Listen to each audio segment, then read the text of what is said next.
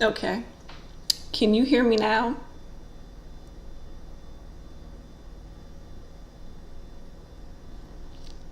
You're back, but you don't know if you can hear me. Can you hear me now?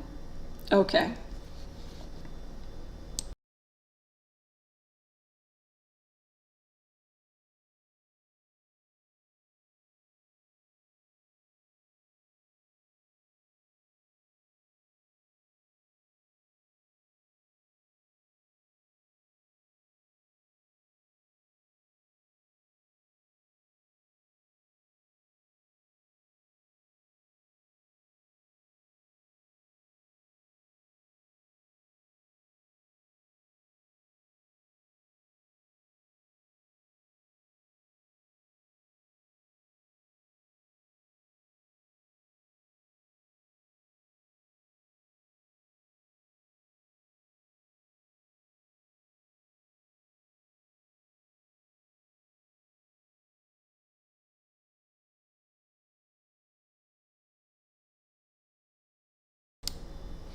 Yeah, why did I put that on mute? Okay. Can you hear me?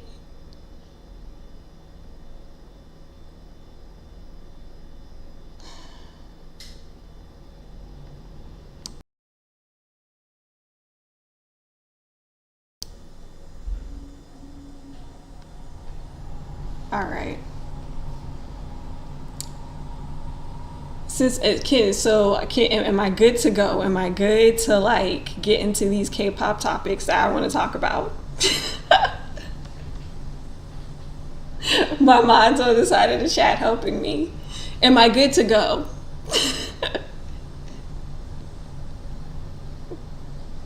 All right. I got the green light. Get into it. All right. So, welcome to my live. That's malfunctioning, but that's okay. We're going to keep it rolling, keep it going. And I'm Kendra. I'm a tarot card reader, and I do tarot card readings on Kpop and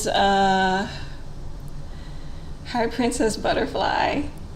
And I've been reading tarot cards for about, I don't know, 7 years now. Yeah, I know that's years. I've been really dedicated to tarot card reading. But yes, I've been reading for a very long time, and the crazy thing is when I started this channel, I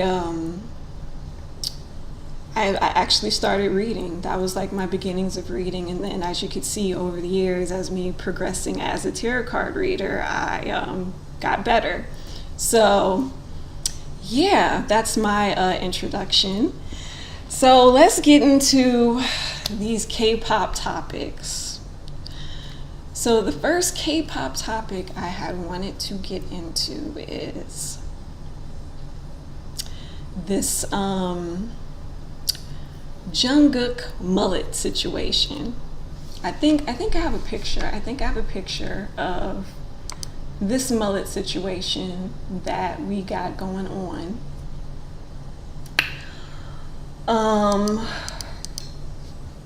See, let me see.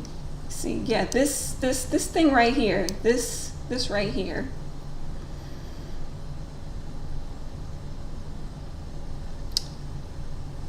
Why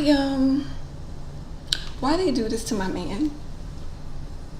Who did this to my man? I need to talk to that they said the stylist is a guy. Who that stylist guy is. We need to talk. We need to talk about what's going on with the hair. What is going on with this man's hair? This is a travesty.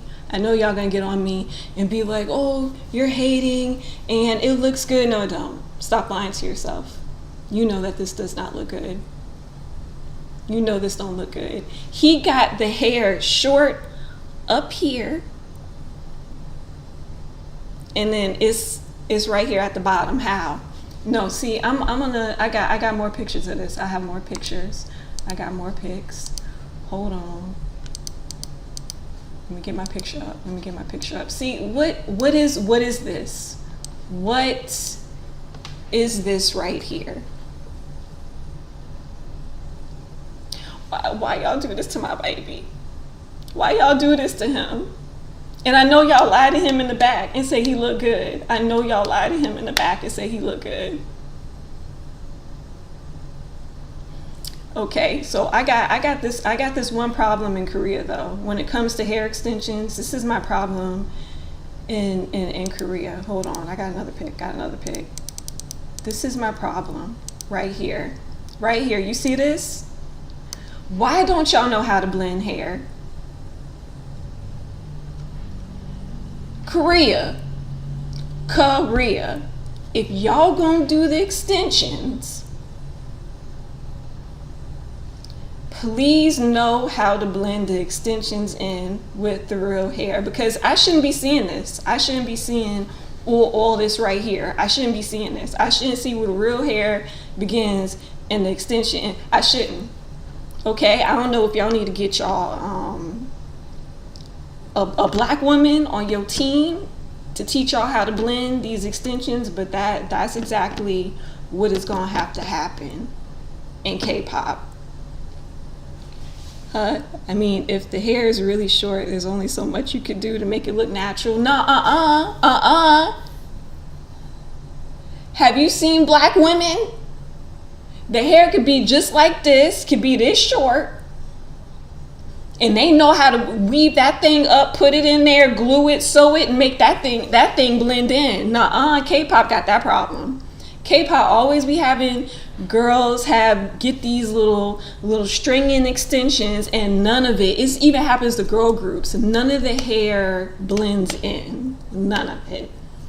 I don't think it's a wig, princess. I think that they put some clip-ins in the back, right? They put some clip-ins in the back and try to blend it in with his short hair. But it's hard because the back of this is shaved.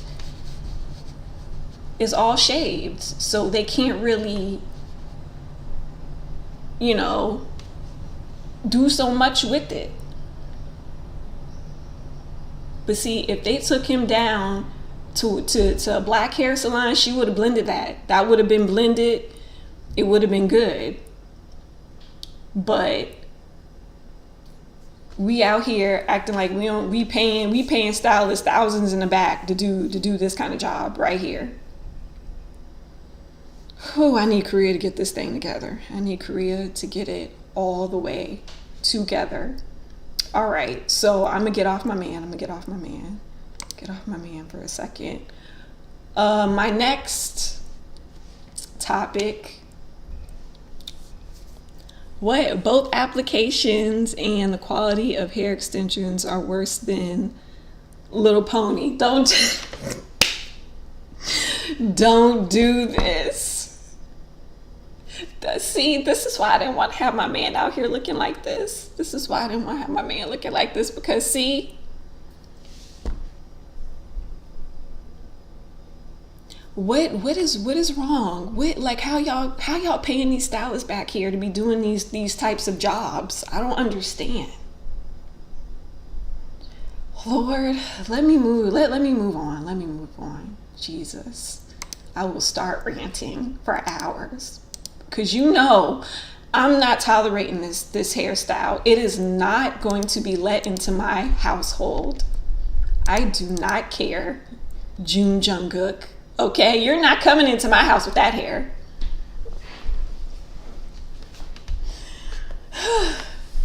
All right, so my next topic,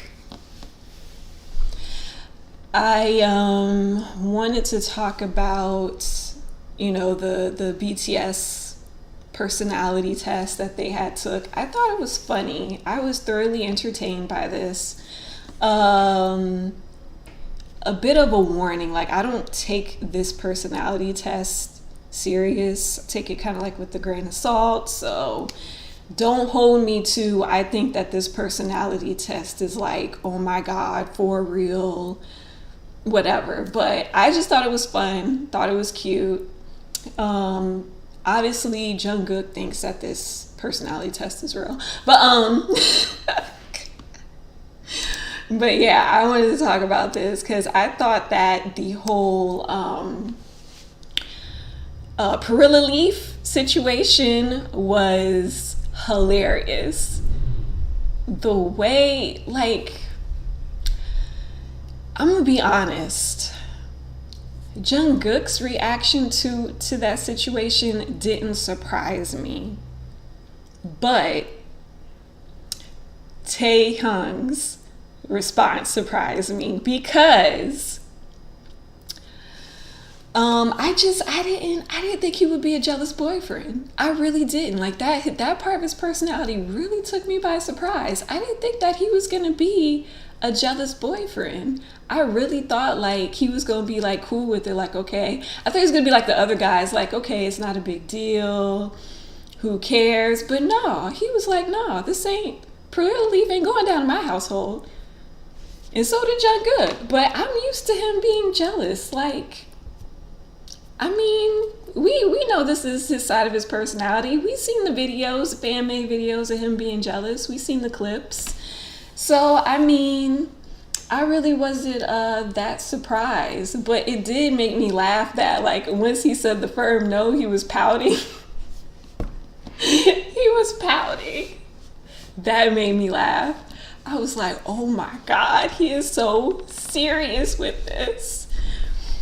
And I was kind of surprised like how too Jimin was laid back. I thought he'd be jealous also, but he didn't. He was really laid back about the whole situation.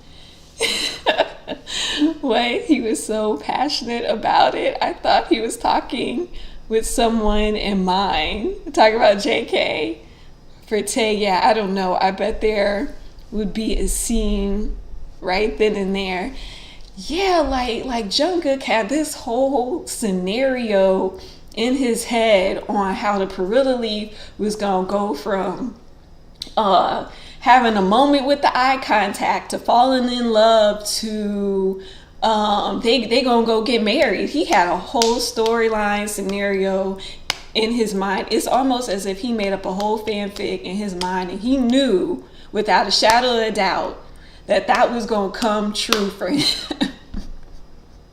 him and Tay, them going back and forth. You know what? These two don't need to be in a room together and be discussing scenarios like this, because they would just drive each other crazy. They really would. They would drive each other crazy. They would just come up with all kinds of crazy scenarios. If the other members aren't in the room to bring them back down to earth, I think they would just run with everything. I really do. They'd probably be like, oh, and then from this, you know, then she gonna be in love, she gonna have an affair on us, and then next thing you know, she's saying she marrying us, leave us at the altar, and then bam. I'm like, y'all, like, they will run with this. They will run with this. I also thought it was funny how Jin kept on adding stuff to the conversation and stuff, like, because it didn't stop with the Perilla Leaf. Then we got shrimps, we got clams, we got all this stuff that the other person could peel and do stuff with, and he was just driving them even more crazy. It was so funny. He was driving them even more crazy. But if they fall in love with someone who is just a Perilla Leaf, then it's for the best. He get rid of them. Pretty much. Like, I didn't even think it was that serious. Honestly, for me, like, it depends on the situation, because if, like, they're doing that, like, with my best friend or somebody I know that doesn't really like them, then I wouldn't care. But if I knew that girl liked them, and she's like, oh, help me with the Perilla Leaf. No, I'm going to have problems. I'm going to have problems. And I'm not going through no scenario in my mind where, you know, da-da-da-da. No, I'm going through the whole scenario is you trying to make a move on my man.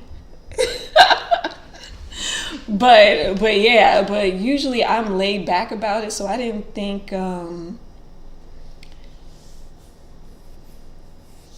Yeah, I just really think that, yeah, if it's that easy for your partner to get taken by a moment where you helping them with food, that's just that relationship was never solid to begin with. But two, you know what? It also makes me feel like Jungkook, even in a healthy relationship, would probably have trust issues. Him and Tae, even in a very healthy relationship, I feel like they would have trust issues. And I also feel like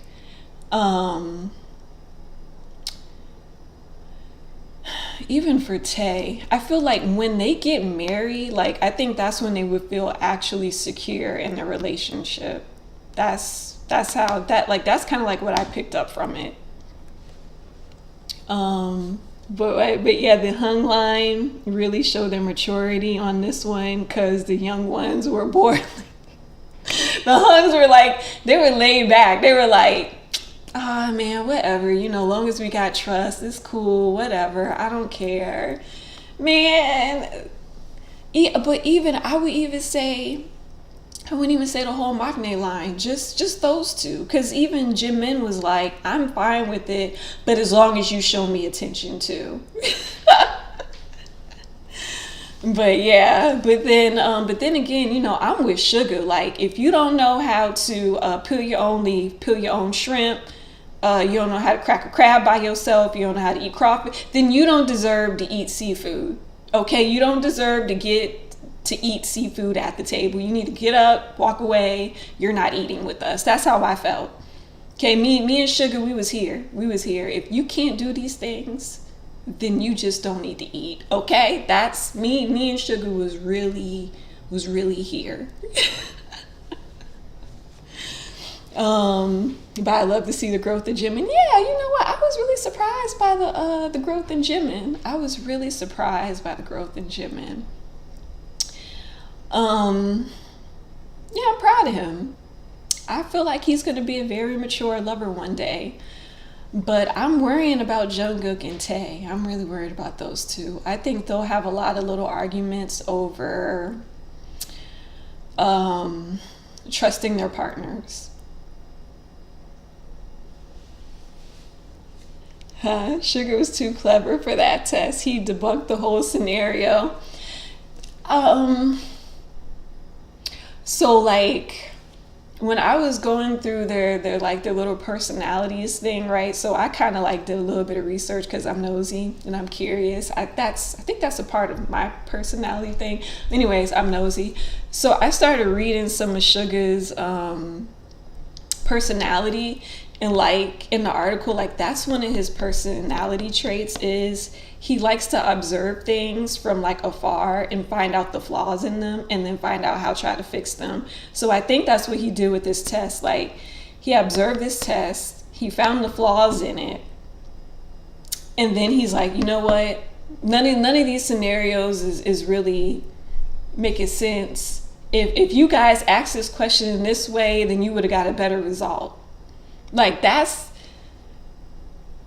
yeah, I was reading that personality test. I was like, so this personality test does got some proof to it. But yeah, I was being nosy. I'm mostly surprised Sugar is not J and is always P, though he is INTJ. Were you? I don't know. I really wasn't surprised that he was that. I kind of expected it. But you know what I do find like interesting is that Jimin is like the only extrovert out of the whole group. I feel so bad for him. Because that whole group is introverts and he's the only extrovert in that group. So it's like when they're done and they don't want to talk no more, Jimin still want to talk. I feel bad for him. But I did take the test. I took the test. And I don't know. Me and Taehyung has the same personality. Thought it was kind of weird. I don't know what to do with that information. Me and him have the same personality, but I'm not tripping over the perilla leaf, so I don't know. But yeah, me and him has the same personality. I thought it was interesting that Jin and Jungkook have the same personality. I thought that was kind of interesting. I was like, how y'all have the same personality, but y'all kind of like don't really act the same. But it should, yeah, it is. It's just a test. It's just a test. Like I said, I don't really believe in it like that. And that, like, that's kind of why, because see, I'm like Sugar. Like, that's kind of why I don't believe in it like that, because it's like Jungkook and Jin has the same personality, right? But they don't really act the same. They don't really make the same decisions, things like that. So that's why I can't really take this personality test like too seriously.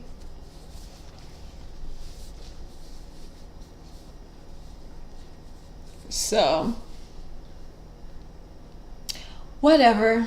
Anyways, on to my next topic, which was I wanted to get into that Jessica SNSD book. I wanted to get into that Jessica, but before I do, we know GOT7 is making a comeback. I'm here for the GOT7.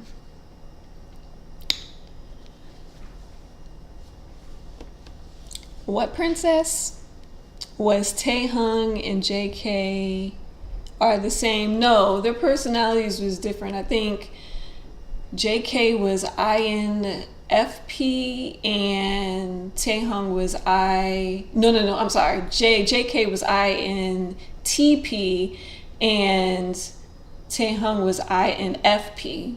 So no, they're similar, but they have like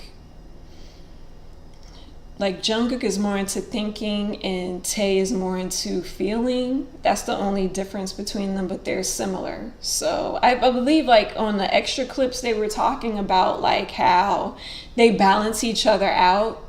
So yeah, it was similar. It was similar personality tests. Personality test. I mean personality type. but yeah. GOT7 is coming back. I'm excited because JYP is not holding back no music. Okay, no good music from coming out. It's gonna be all them. I'm really excited about this because like I feel like I'm getting the authentic GOT7 and not like, you know, a GOT7 where they're singing songs and stuff that they really don't like, really not really passionate about, and didn't really agree to half the songs on the track. So I am very excited about this, and JYP can't stop anything. Yes. Yo, but see, I've been looking at them comeback photos. Did y'all see Bam Bam's? Y'all see Bam Bam? Do you see this man's arms? He's been working out for real, for real. I'm scared. I am scared.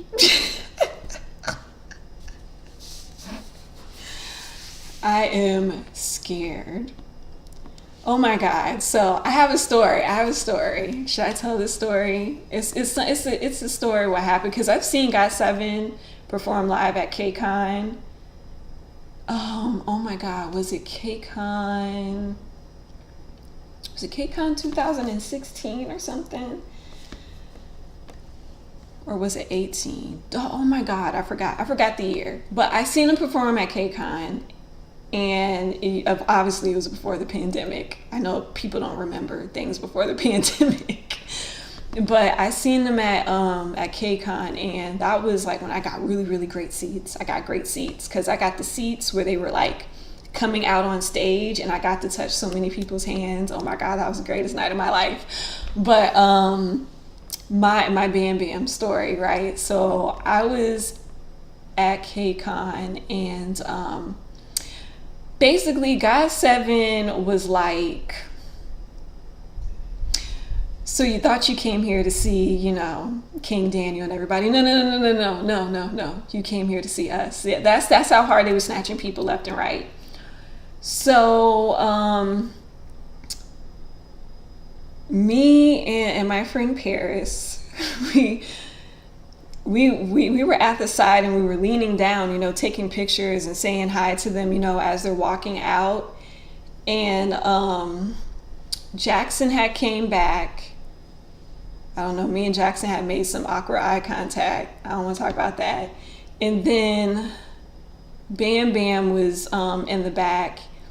And I had peered over the railing to like look at him, and he seen me, and we were looking at each other, and he smiled and I smiled at him. And then all of a sudden, my cell phone just drops. It drops, it hits the glass, and it skitters down into the seats, right? So it's pressed up against the glass. And it's all in front of Bam Bam. It's all in front of Bam Bam, and I'm mortified. I am embarrassed, really. So I'm like, oh my God. So I'm trying to like go to the front to go get it.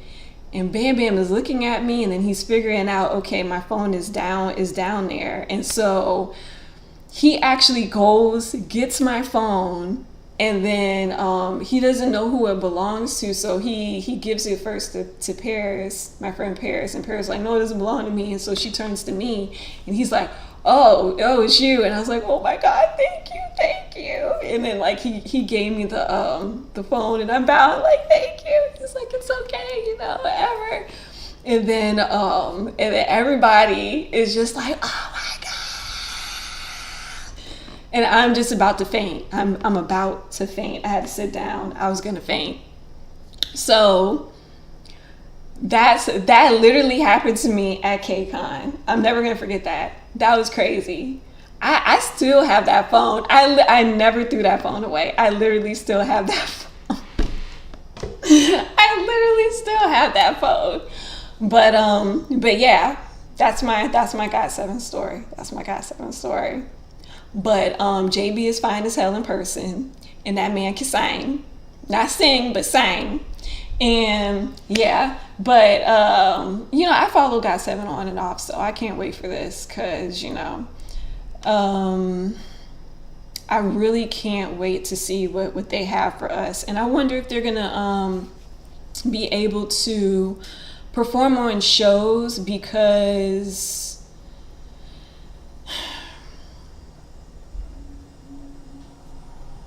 you know how this K-pop industry is. Like when these groups depart from the companies, like sometimes they be like acting shady and won't let them perform. So I wonder if they will be able to go on music shows. Hopefully. But I'm looking forward to everything else. But okay, so let me go to my last topic, because this has been kind of like, a hot topic between the K-pop, the vets, the K-pop vets, because, there's plenty of people who followed Girls' Generation. So Jessica of Girls' Generation had decided to write a book, not one but two books, dropping hot piping tea on SM.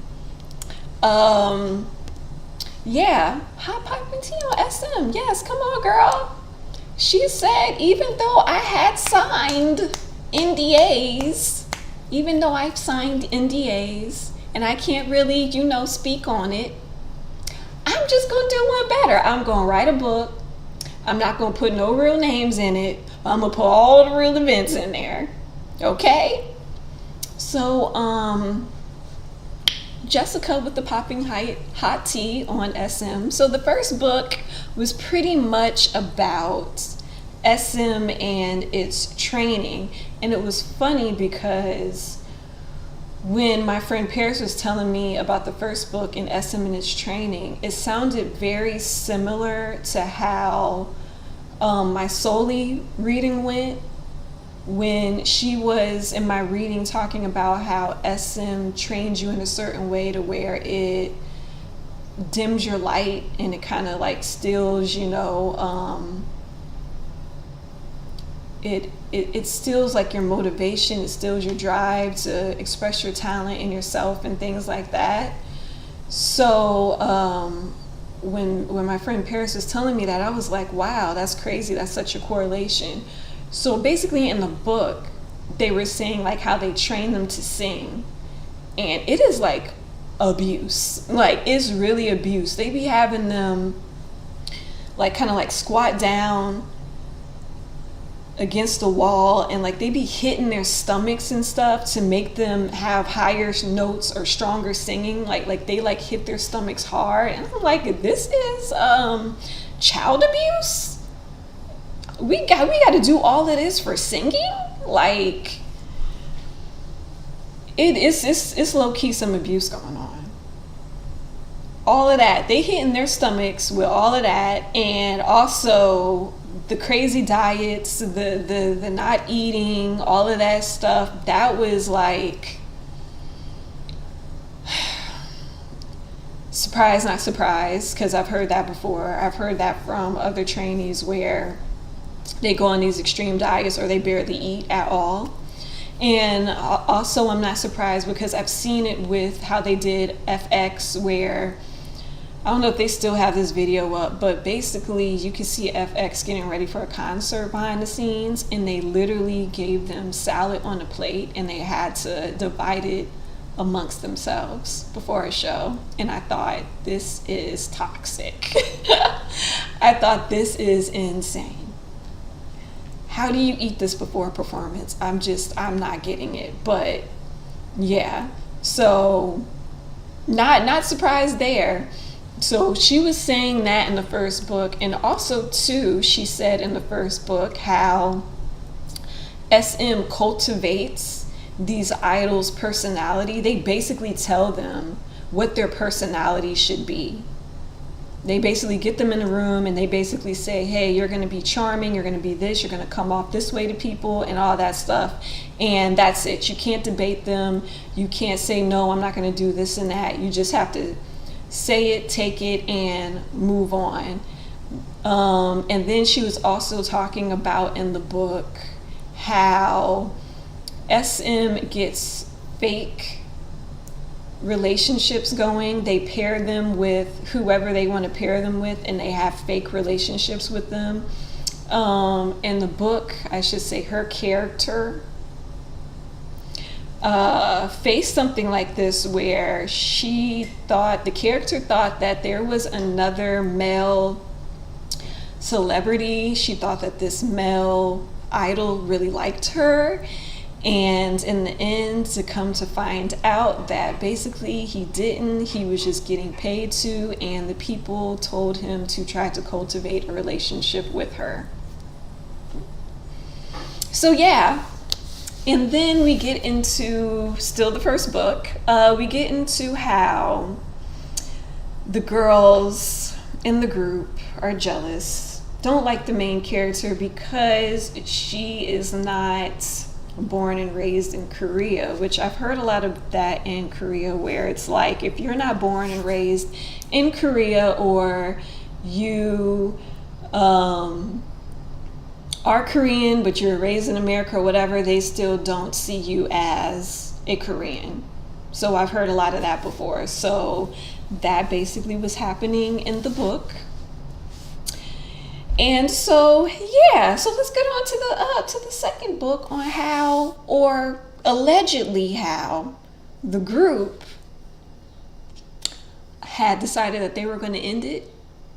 So allegedly, or should I say in the book, basically the girls bullied the main character, basically bullied her, and was jealous because they felt like she had more things going on outside the group, because she was starting a company, so they were all jealous of that and felt like, oh, she had more activities and was trying to have her solo career, and that those was more important than the group. So some of the girls in this group decided that they were going to try to get the character kicked out of the group. So they basically met in secret behind the character's back and told the head that they wanted her out the group, and probably said, things along the line as, we don't get along with her and this, that, and the other, and she has her own business and blah, blah, blah. So probably what was said. So the head did not want that to happen, but he didn't have a choice because the whole group wanted that to happen. So he had no choice but to kick the girl out of the group. Now, on this part of the story, I am surprised that the head didn't want it to happen and felt like he had no choice. Also, I'm surprised that the head of the company protected the main character and basically spun the story to where she's leaving the group to get married, or she's leaving the group to whatever. I know that sounds similar to what, she's leaving the group to get married or whatever, try to spend it and try to save it because, try to protect her from just plain out saying, okay, she got kicked out. So that is the piping hot tea of that book. What you wonder if Tiffany had a similar experience since she is Korean America. According to that book, according to what my friend Paris said, that Tiffany wasn't really the one that was a part of the bullying or a part of the scheming and plotting. So I'm wondering too if she had a similar experience also. So also the other tea is in real life, Jessica has said that she has not been in contact with any of the other girls ever since the breakup of the group. So that tells you right there, it wasn't no real sisterhood in that group. So yeah, that's what that book was pretty much about. And girl, they also had a story how they threw this girl purse away. Girl, it was a lot of bullying going on. I was just so surprised, and it also makes me think like, you really don't know these idols. Like, they come off so nice and charismatic on the camera, but then behind the scenes, like, who are they? Huh? You wonder who initiated that meeting? Oh, I have some ideas who initiated that meeting. I got a couple of members in mind who I think initiated that meeting for old girl to get kicked out, but I ain't gonna name names because I don't want SM try to come for me. But anyways, but yeah, I just feel like, man, you know what? You look at these girls on these videos and these interviews and stuff, and they just seem so nice and so sweet, but behind the scenes, like, they can be like bullies.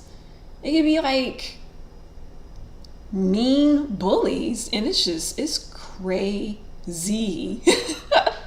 It's crazy. Like, honestly, after hearing this, and then that whole Sungri scandal with the guys who the other guys in the other groups who were like filming girls and raping and all kinds of stuff, like, it really be making me look at idols twice. Like, I'd be looking at them sometimes like, is you sure you really nice, or it makes me look at idols like kind of in a standoffish way now because of that. Like it's totally ruined. Like the image is totally ruined in my mind now. That's why I don't get into girl groups much, because they are more deceiving than men. That's true. That's true. They really are more deceiving than men. And it's harder for us to pick up on the clues of who's getting bullied too. Have you ever noticed that? Like when the whole what's that group? I can't think of that group now. It's not Brave Girls. It's that other group that had that whole scandal with the bullying coming out. It's gonna come to me. That group. Why can't I think of their names?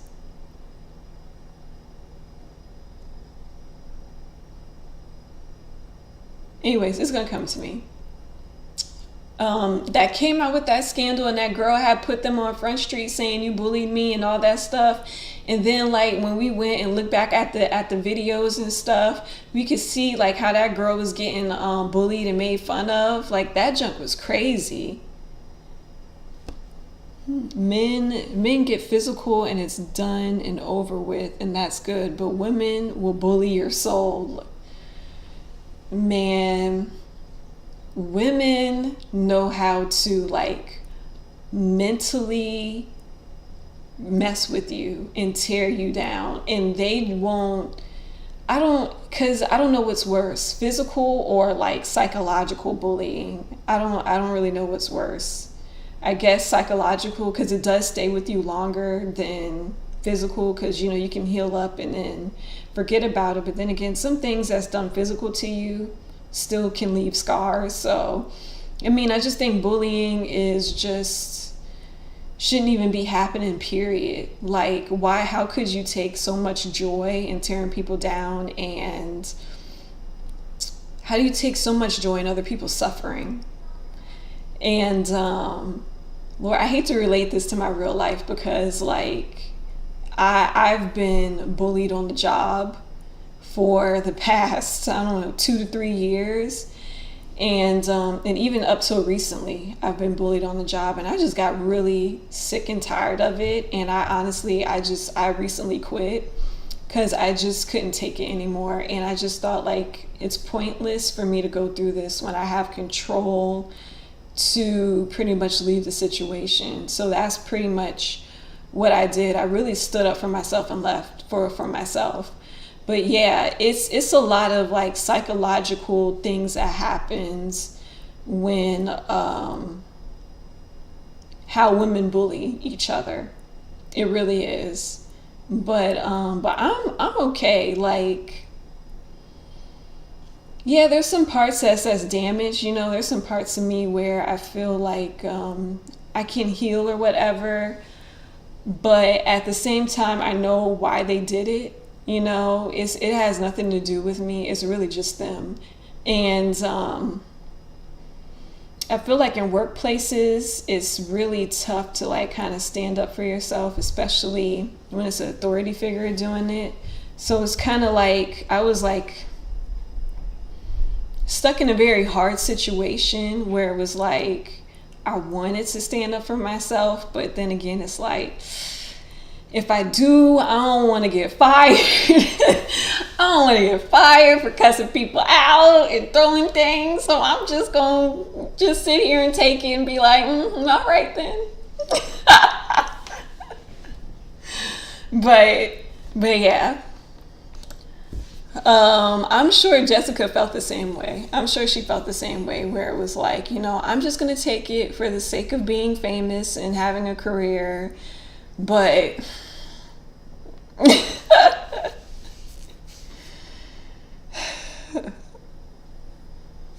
I feel like for Jessica, it was for the best. It was for the best. She's free now. She can enjoy her life, and she doesn't have to really deal with people's jealousy. What? Jealousy doesn't sit well with Koreans. They are really brutal unless you fit their mold, you're up for a journey. On another note, I'm so happy you had the opportunity to quit. Yeah, I had to leave. I had to leave. And one thing too, like I knew I had to leave is when I felt myself getting like geared up to fight. Because like I was so prepared, like if somebody said one more thing to me, I swear to God, like I was going to go off, and I just did not want to give them the pleasure of seeing me like that. So I was just like, let me quit. But with Korean jealousy, yeah, Korean jealousy is like a dangerous thing over there. It really is. It's really dangerous. And like I was looking at like a couple like Korean murder mysteries and all that stuff, and some of the murders really do be committed over jealousy, over people, like over Koreans being jealous over the next person. And that was so wild to me. But yeah. But I'm happy that, you know, she was able to get out, even though I'm sure she didn't feel good about being kicked out of a group, but it was for her. It was like I think it was her blessing. And she got to write her truth. So I think that was good. You think their suicide rates are very high. Yes, their suicide rates are very high because of all the bullying and depression. They have a lot of depression there. But yeah, the rates are very high there, unfortunately. All right, so let me should we start this off with a good note, because I need to get into my reading, my past life reading with Jennie.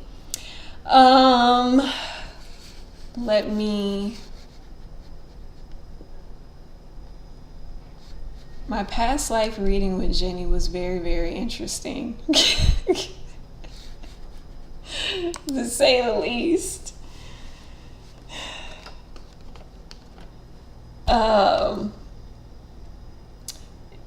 It was tragic.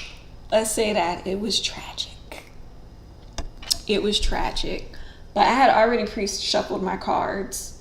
So since I'm having technical difficulties, I can't do my setup like I want to. So I'm just going to hold up the cards and say my piece. But anyways, let me see. Okay. So for Jennie, so I did the channeling that I usually do before each reading, and where's my other card? Oh, right here. Okay, sorry. So the channeling that I usually do before each reading, you know, kind of talk to my spirit guide, and they fill me in on past lives and the details and stuff. And my intuition must have been getting good, because I got a lot of detailed, almost movie detailed information on her past life. So yeah. So through my channeling, these are like the key details that I was told. So basically, she was still a woman. She was a woman in her most recent past life. This is the most recent past life. So in her most recent past life, she was a woman. She was in this era, the Greek Roman period time, but she was like at sort of like the beginning of it, kind of like the beginning to the end, kind of like when it was like starting to thrive, when Greek was starting to thrive. So just like Romans, Greek had slaves. So ironically, when I was getting told this, and then I went and shuffled the cards later, because I was trying to use my archetype cards, the slavery card had popped out. And it says for the light attributes, it says surrender your power of choice to the divine with complete trust. And the shadow attributes was giving your willpower to an external authority out of fear of making your own choices. So basically her family, they were slaves to a rich household. And specifically, my guides wanted me to hone in on what happened to her when she was 20. So this happened to her around when she was 20. So this is what happened. So basically, her family were slaves. They lived in a household, with another rich family. And that rich family had a son. And so that son fell in love with Jennie, but really their romance didn't kick off till teenage years. So basically when they were kids, they played around together or whatever, and then their romance kicked off in the teenage years and they fell in love with each other and stuff. When the parents got a wind of it, or when the son's father got a wind of it, that's when it was told to me like the father wanted the son not to marry a slave. So the father started putting into the son's head and conditioning him that he needs to marry, another rich family to keep the family rich and going. So basically discard whatever relationship you have with the slave girl, with Jennie, and you gotta do this for the family. This is your duty. So unfortunately, the son took this to heart and cut off his relationship with Jennie, which how I got unrequited love. I got unrequited love.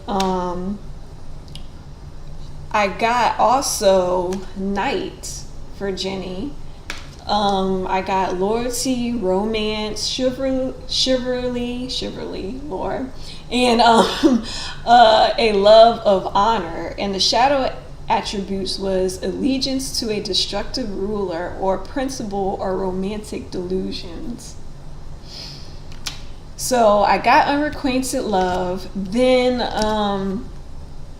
and then the authority figure, I got that, which I felt like that was them trying to say that's the father. So with the father, so by time the son broke it off with Jennie, and I'm thinking this had to be in her 20s now. She had ended up being pregnant, and crazy enough, I got the baby card. She gotten pregnant. The rich father didn't like it, so I got the whole travel card, leaving traveling. So basically the father had said, you see, he put it in a way to the family saying, look, she has to leave. But what he did was he basically set her up in a nice place away from his house, to go so she can go and raise the baby alone and away from his household and basically kind of be shunned and forgotten. And I had asked my spirit guide if at the time were women looked down on if they had babies out of wedlock. And my guide said yes, at the time that was true. They did get looked down upon. But the thing for Jennie was she didn't get bothered. So she moved out to where he set up a place for her. They were telling my spirit guides were telling me too that the reason too why she didn't get bothered is because at the time it's not like they had schools like we do now in our society. They didn't really have schools where you go and you get educated and kids can bully her child and then try to follow him home and bully the family. So she didn't really get bothered, and basically I guess her and the son just stayed together. And Let me see. I think that's all the cards. Yeah, and then I got trust and faith. So I think like her trust and her faith was basically, I guess like like trusting that she'd be okay, trusting that everything will work itself out. But I also did get like images of her like living out of like, it wasn't a shack per se. It was a okay home. It was just like a very small home, just enough room for her and her son. I also got images of her family coming to visit her every now and then. I also asked my spirit guide if like what was her and her son doing to like make money for themselves, because in my mind I'm thinking like maybe that rich father wasn't really providing money to them like that, like every month. So I was told like her and the son would like help out farmers in the village to kind of like make some money and provide for themselves and stuff. So I had gotten images of her helping out in the fields, and when the son grew up he would help out in the fields. So I got images of that. And yeah, and then I don't know why I didn't ask this question, because I wondered if that one guy, who she was with, like came back to like try to see her and the son. I don't know. I was trying not to have a whole fanfic running in my head, so I guess that's why I didn't ask. But but yeah, so that's pretty much what happened to Jennie in her past life. Honestly, I got an image of in my head of what she looked like. She was pretty. She was still pretty. She was still a pretty girl. But yeah, so I also asked the cards, what did she learn from this past life? Like, what did she learn? So let me get those cards.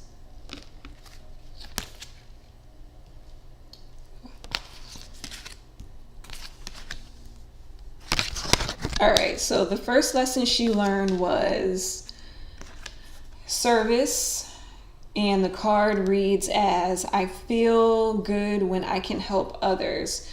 So I chalked that up to being like, she enjoyed being a slave. She enjoyed being of service to others. I do think that she probably enjoyed her work too, with helping out farmers and working the fields. So she probably enjoyed that. But that's what I chalked up to being of service to. And then she got purpose. She learned what her purpose was. And it says, I know what I'm here to do. And my guide told me that this card meant she felt like her purpose was being a mother. So that shocked me. I was like, oh, so I guess she really did enjoy being a mother. And then we got failure. She learned about failure, and this card reads, I understand that I make mistakes is an opportunity to learn. So I got that she felt like she failed her family in a way. And when I go into things from her past life that haunts her now in this life, this pops up to where she feels like she failed her family and brought like, shame on them, or did something to where she can no longer be with them, and she feels like she failed in that, and she failed just basically just failed them from getting involved with the son and all that kind of stuff. And I kind of thought like it was unfair for her to feel that way, since she was just like a kid. Like they didn't know like that would be the outcome, but back in the day, I guess, was a little bit less forgiving and logical, I guess. So also she got guilt. I release any beliefs that no longer assist in my soul's growth. So I feel like her guilt came from her, getting involved and becoming pregnant. I think her guilt really came from becoming pregnant and having to, I guess, causing such drama where she had to like leave her family and leave the household. But I think that there was a lot of guilt around pregnancy. So yeah. And then let me move on to my other cards. See, other cards. What is she still carrying from that lifetime into this lifetime? And as I said before, family still pops up. Oh my God, yes. And then I forgot to say this. The family that they told me that the family that she had in this past life reincarnated with her into this lifetime. So basically the parents that she has now was the parents that she had in that lifetime. So probably in this lifetime, this family for her is probably way more close knit than they could be in that lifetime. So I thought that was very interesting, and family keeps popping up in her cards for this lifetime. So yeah, I got this one. I got the Three of Pentacles, but I read the Three of Pentacles like her family, because as you can see, there's like the guy, the woman, the little girl looks like a family. So in this lifetime, I feel like she feels like family is very, very important to her, in the closeness of it. Like, I think that she really learned to enjoy family in this lifetime and try to do everything she can to enjoy it. And I got another family card, which is the Ten of Pentacles. And you can see the whole family celebration, everything. Like I said, she values that, and she's trying to stay like very close to her family. And then I got Two of Swords with the standstill. The way I read the Two of Swords was like, I feel like she's still carrying like that guilt and that worry from,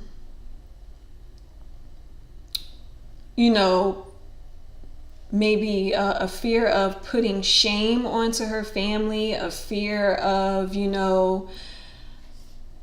making her family look bad, because I feel like that's how she felt in the past life. Like, she made her family look bad, like she caused shame and onto her family. And this lifetime, she really does not want to do that. And I really feels like that makes her come into like some kind of mental standstill, or makes her feel stagnant in life, or feel like she doesn't know which way to go or which avenue to pivot, because she's so concerned with not trying to bring shame onto her family, not trying to make her family look bad, that it makes her kind of not know what to do sometimes. It really makes her just like that, the Two of Swords, like kind of like stagnant at a standstill, not knowing which way to go. So also for I got the Chariot card. Even though she may feel stagnant, not knowing which way to go, she still tries to just push on. The two horses, the black and white, I feel like one represents her family and one represents her. So I feel like even if she does stay stagnant, she still checks in with her family and say, hey guys, hey, I want to do this, that, but I'm not sure how it's going to look, this, that, and the other. So she still kind of runs things past her family. I got the Three of Cups at the end. That card just tells me, like, how much she appreciates family in this lifetime, how her being close-knit with her family is hugely important with her. And two, I also got how, like, she thinks of her group members as family. And she really adores the group members. She really loves them. And like you can see that like in like that Blackpink documentary. Like you could kind of pick up on it, like how she spends time with the members and do like little fun stuff and stuff. Like she adores those girls. So Yeah, I think this lifetime she's all about really trying to enjoy family and family life and being close knit with friends and family, because I don't think that had she didn't really have a chance to do that in her most recent past lifetime. I don't think that she did. I mean, how could she? She was like living in two different households away from her family. So, yep, that's all I really got from her on that past life reading. Whew, let me get something to drink.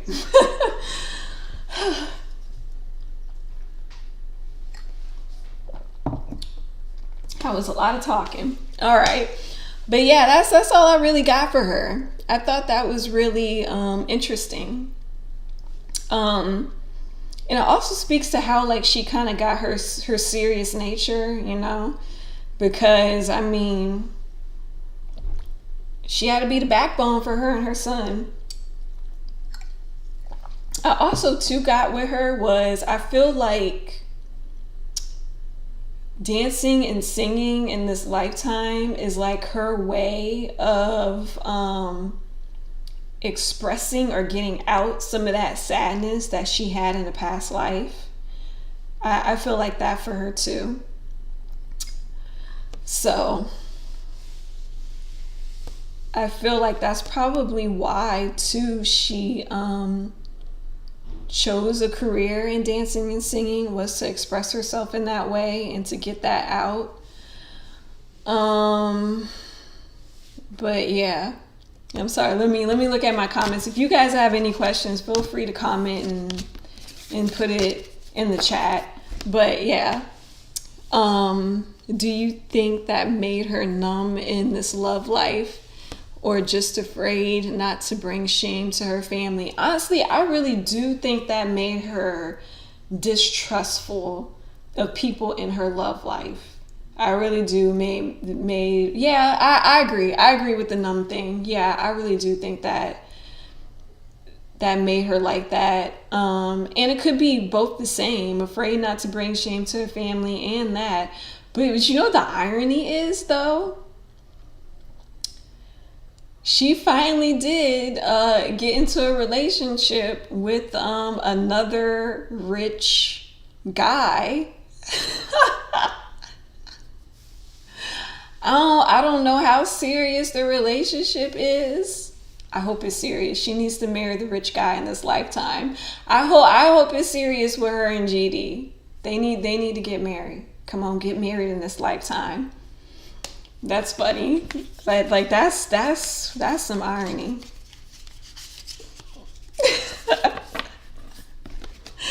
I hope that she do get married to GD.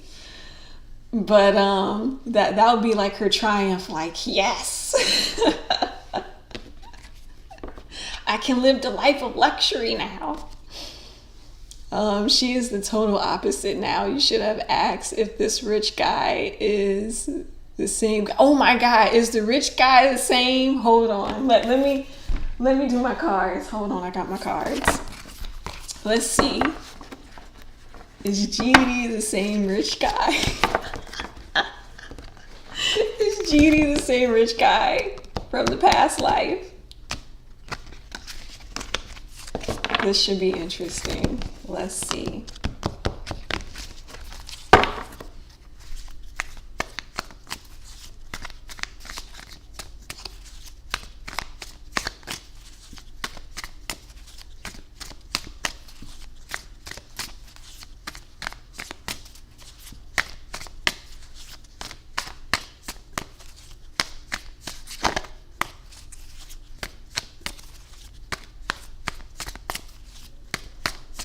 I'm concentrating. I'm gonna get this right. Okay, so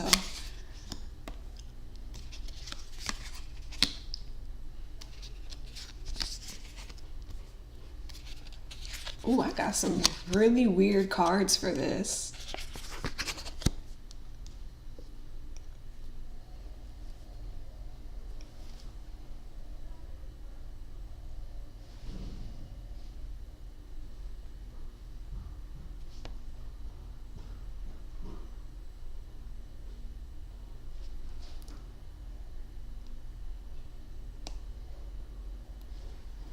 Oh, I got some real weird cards for this.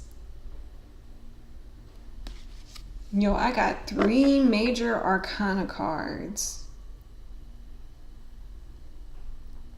It's crazy because I got the Lovers. I think so, because I got the Lovers and then I got Tower. Then I got Moon, which is like confusion.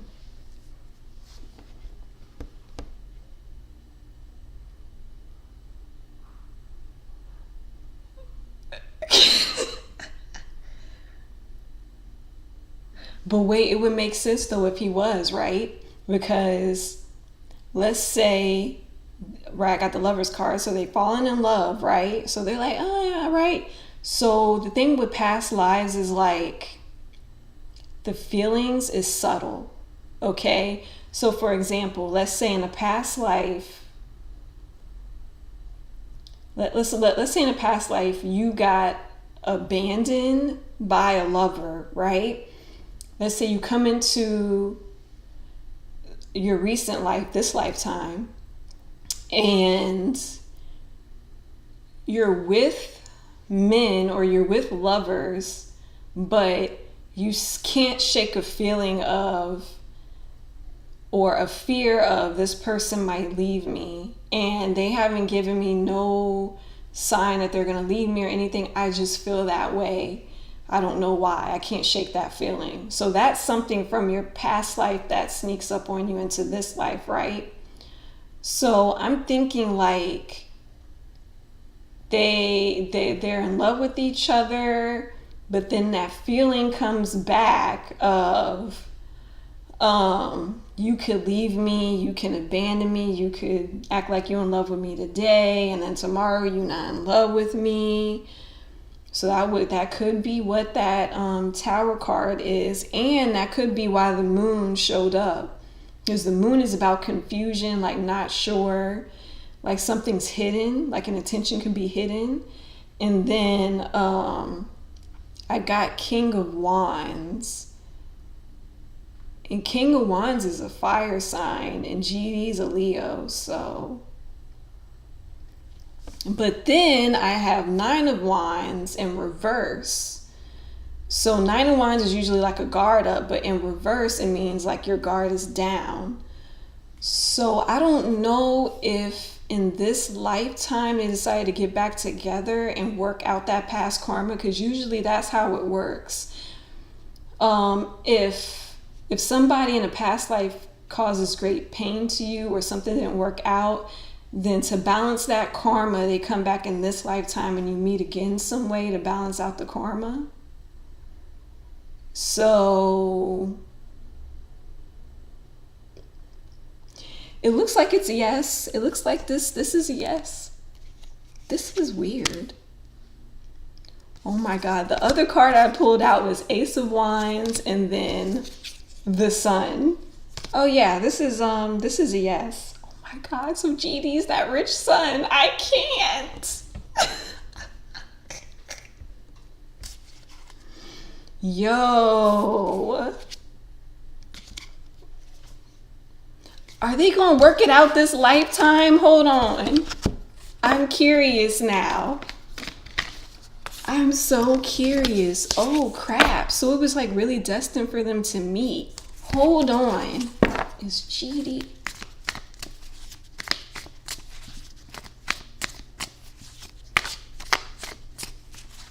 What, too many wands? It's a mic drop moment. Hold on. I want to see if they're going to work it out in this lifetime. Will GD and Jennie work it out in this lifetime?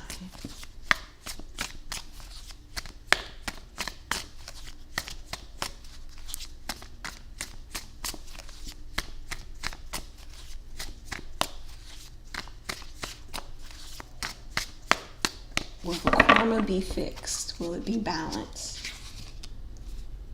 King of Pentacles.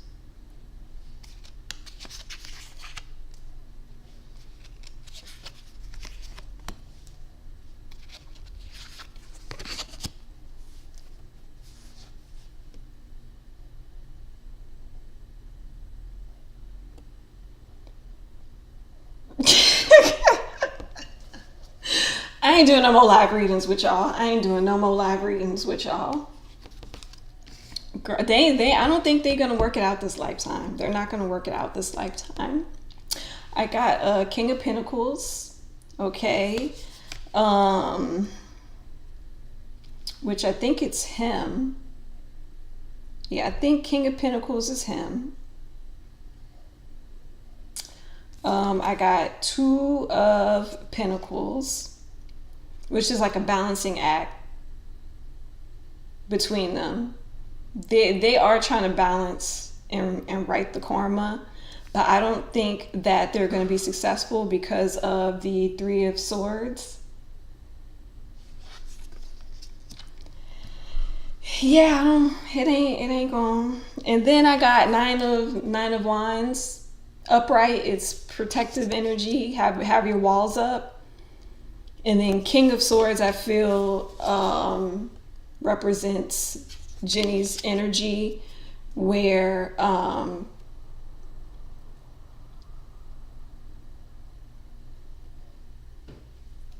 because the King of Swords is like observant, but very like not taking no bull crap.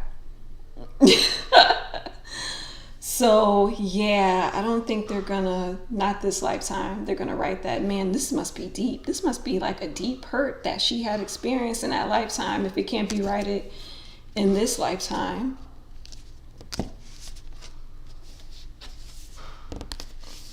The literal sun came out. The cards are screaming. Maybe in this life she has the upper hand of choice.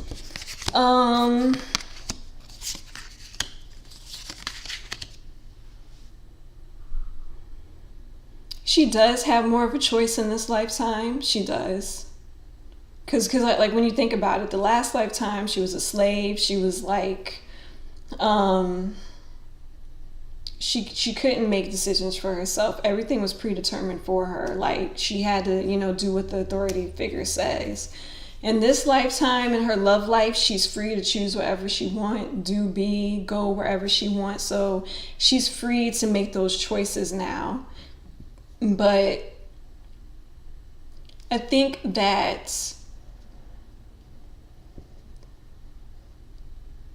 GD's maturity levels are not up to par to where she is. And I think that's why they can't get on the same page or work it out in this lifetime. That's so crazy.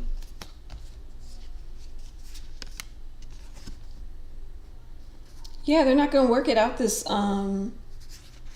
okay, so hold on, because I pulled some more cards. So it seems like even though those two are not going to work it out this lifetime, it seems like life is going to present her with a new opportunity to equal out her karma, probably with a different partner. Yeah.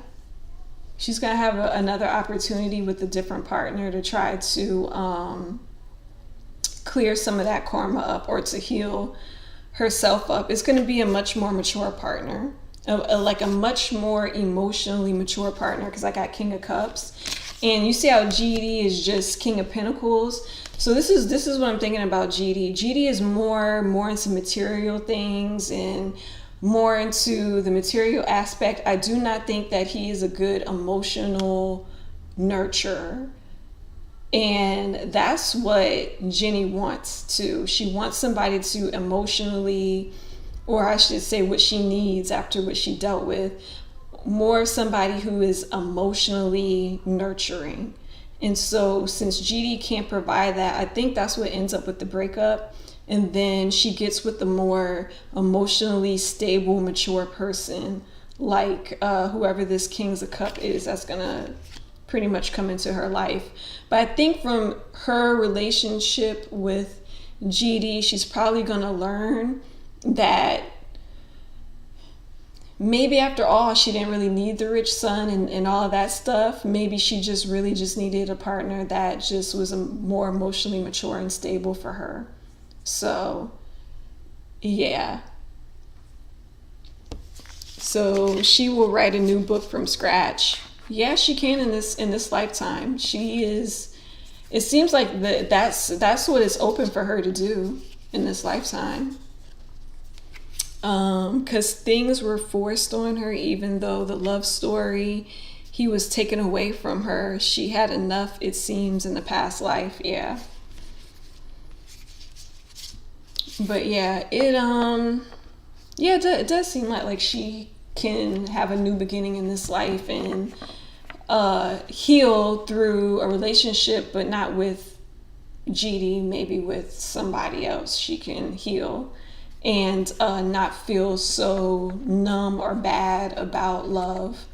So yeah, that is crazy, yo. That's crazy. This whole thing is crazy. I told you this past life, her past life is a K-drama.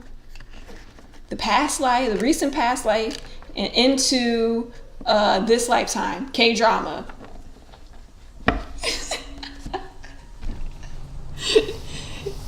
Jennie, are you ready to have your life be a K-drama? Jennie has a K-drama. But yeah, that's all I have. Hopefully my next live will be better. My next live is going to be better. And I get to have my whole intro and everything, and everything's working. But that is it for tonight, guys. That's all I have. Does anybody have any questions or anything before I head out? This is a free-for-all topic before I head out.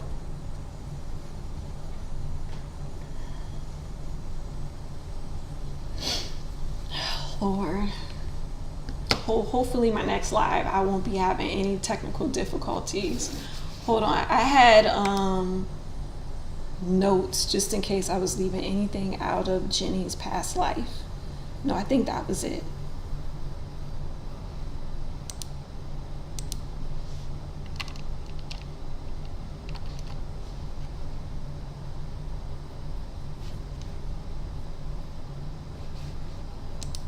Yeah, I think that's all I had.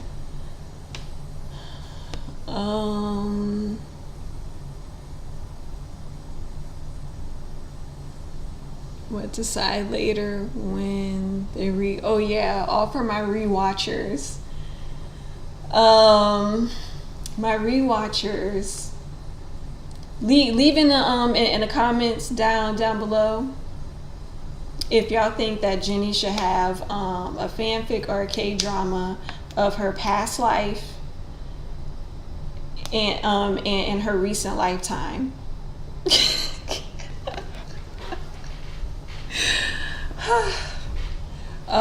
Also to before I head out, can I get some likes? Can anybody give me some likes down there before I head out? Also, before I go, is there anything anybody would like to see, or any topics anybody would like to discuss? Please leave that down below in the comments so I can get me some topics going for the next live. And I believe my next live will be a reading on Monster X. So we'll have a Monster X reading. And it's been a while since I read Monster X. I think I haven't read Monster X since Wanho left. Yeah, so that should be an interesting reading, because word on the street is some of the members of Monster X didn't renew them contracts, so we gotta get to see what the tea is on that. And then comment down below, leave me some likes, guys, leave me some likes, and let me know what's the next topics is, if you got any suggestions. So yeah, we're gonna be doing this every Friday at 8, and I can't wait to see you guys, and it's gonna be fun. All right, so everybody, please like, subscribe, do all those things. Have a great week, everybody. Have a very great week. And yep, I will see you guys in the next live. Bye. I love you all. Thank you for your support. And everybody have a good night. Bye.